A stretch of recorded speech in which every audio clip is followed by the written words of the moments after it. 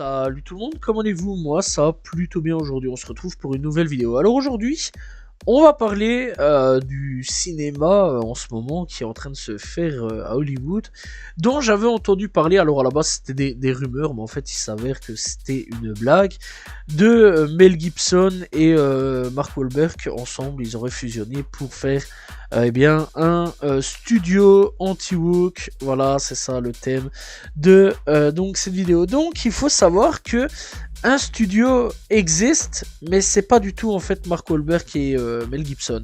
Voilà, donc déception pour certains. Pour d'autres, je pense qu'on s'en fout. Pour d'autres, peut-être qu'ils sont contents. Bref, donc voilà. Et bah ouais, pourquoi pas. Ça aurait peut-être donné quelque chose d'intéressant. Faut voir. Mais dans l'ensemble, non. Mel Gibson a démenti le truc. Enfin, le truc, voilà, en disant non, ça n'existe pas. On va pas fusionner ensemble pour faire un studio. C'est pas vrai. Donc voilà. Donc Mel Gibson, Mark Wahlberg, je sais que beaucoup en ont rêvé. Voilà, j'ai vu sur les réseaux, non, il n'y a pas. En fait, c'est des rumeurs. Mais par contre, en faisant mes petites recherches, eh bien, j'ai vu qu'il existait des studios, ou du moins un studio donc anti-woke. Alors donc, c'est quoi en gros le wokisme, etc., le woke, etc. Donc en gros, ça c'est simple, hein. C'est pas la première fois que j'en parle dans mes vidéos sur certains points. Donc voilà, les 4400, ça a été jugé woke, la nouvelle série. Donc voilà, c'est pour ça que ça a sauté, ça a pas marché du tout.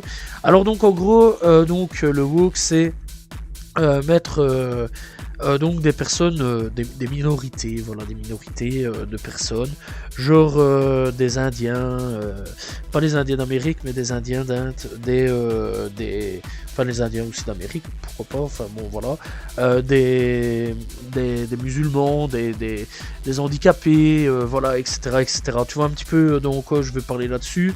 Donc voilà, vraiment plein de trucs, voilà un peu sujets divers et variés là-dessus. Et donc les gens en Amérique, il faut savoir quand même que c'est un pays très conservateur, voilà, très conservateur, ils sont beaucoup dans la religion, etc. C'est vrai quand même que les États-Unis sont réputés pour être très dans la religion, etc. Donc voilà, et eux, ils aiment pas trop tout ça, donc voilà, ça c'est clair, net et précis. Après, chez nous en Europe, c'est un tarif, il y en a beaucoup qui aiment pas trop, ça. Voilà. Après, bon, chacun. De toute façon, chacun est libre de penser ce qu'il veut. Voilà, on est dans un pays libre. Et donc, du coup, j'ai commencé à faire mes recherches, surtout avec ces rumeurs-là. Et j'ai commencé un petit peu à me poser des questions. Est-ce que un studio anti-woke existe ou non? Et eh bien, j'ai trouvé. Il en existe un, voilà, du nom de Angel Studio. Donc voilà, et en gros le titre c'est sur le site Radio-Canada, en croisade contre la culture woke d'Hollywood. Donc voilà, alors donc il faut savoir que eux, eh bien, c'est assez spécial à ce niveau-là, puisque il faut savoir donc que le film qu'ils ont sorti, eh bien, a quand même remporté vraiment pas mal de recettes à ce niveau-là. 250 millions de dollars américains et 343 millions de dollars canadiens. Voilà, pour leur film. Alors il faut savoir donc que tout ça eh bien, a été créé par 4 frères des Mormons en Utah, encore une fois la religion, terre très conservatrice à ce niveau-là, à l'ouest américain. Et donc Angel Studio s'est fait un nom en rachetant Sound of Freedom, un suspense voilà, sur la chose avec des enfants, voilà, dont la sortie avait été initialement annulée par Disney. Voilà. Et donc du coup, eh bien, ils ont décidé de sortir ce film-là, qui a ramené 250 millions de dollars. C'est une folie. Voilà, j'étais pas du tout au courant de ce film-là. C'est fou.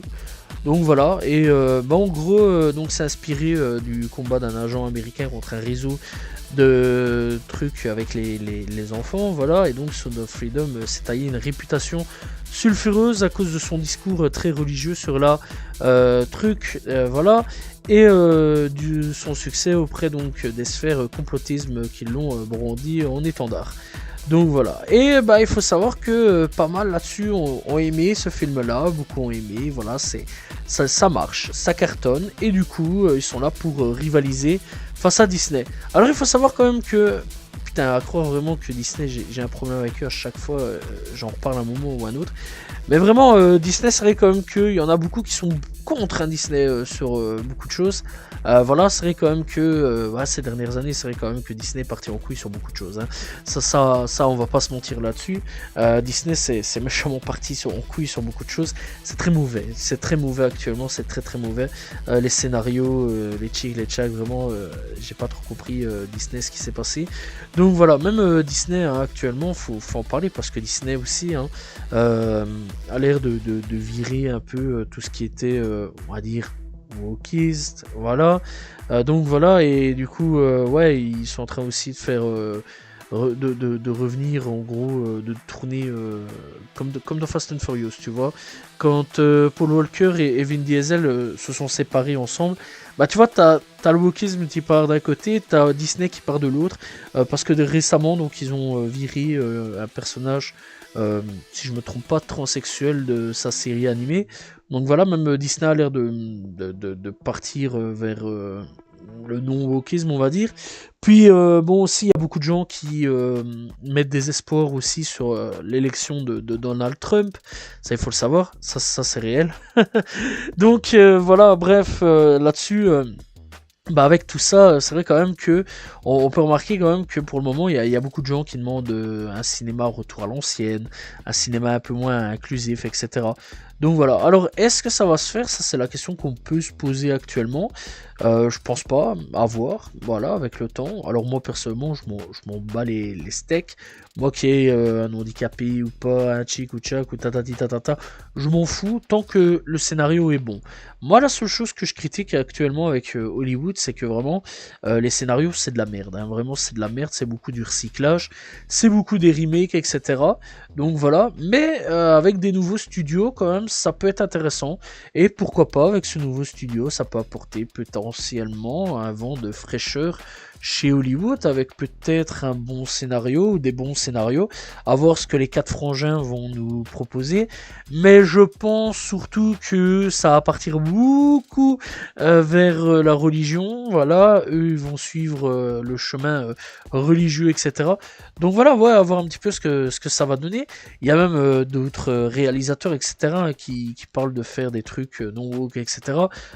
Francis Coppola, si je me trompe pas. Donc voilà, Coppola qui vraiment ne voulait pas d'un truc woke, etc. Donc voilà quoi, voir un petit peu ce qui va se passer par le futur. Vraiment, à ce niveau-là, il y a beaucoup de personnes qui sont en train, sur Hollywood, de faire marche arrière, on va dire, sur beaucoup de trucs. Et c'est vrai quand même que avec ce studio-là, quand même rapporté, je le répète quand même, c'est une dinguerie à rapporter des millions de dollars. C'est quand même assez fou de se dire ça. Donc eux, leur but, encore une fois, c'est eh bien de rivaliser avec Disney. Et donc le studio travaille également à un film d'animation sur le roi David, voilà, pour logiquement les prochaines années, voilà. En tout cas, c'est quand même assez fou à ce niveau-là.